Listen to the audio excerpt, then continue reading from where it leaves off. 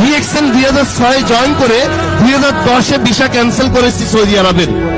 বিকাশ 2010 সালে 9 সালে আমার ইনকাম 18-20 হাজার রিয়াল, মানে বাংলাদেশি কত 4 লাখ। আমি সৌদি আরব না থাকলেও আমার অর্গানাইজেশনে 40,000 লোক কেউ না কেউ টুথপেস্ট ইউজ করে, সাবান ইউজ করে, সকালে ঘুম থেকে উঠে নাস্তার পরে কফি পান করে, বাংলাদেশে বসে ইনকাম পাই, গভর্নমেন্টকে ট্যাক্স দিচ্ছি। আমার বাবা 20 বছর শ্রম দিয়েছে মাক্কায়। হ্যালো, কোথায়? মাক্কায়। সেই আমি যখন ছোট ছিলাম, 9 বছর বয়স, আমাকে বাংলাদেশে রেখে আমার হ্যাপিনেসের জন্য, স্কুল কলেজের খরচ মিটানোর জন্য, আমার পরিবারের সুখের জন্য সৌদি আরব মক্কা এসছে 4000 কিলোমিটার দূর। 3 বছর পর পর দেশে যেত 3 মাসের জন্য।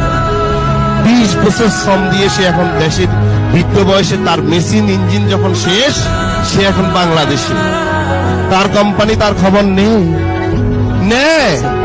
আপনাদের নিবে না।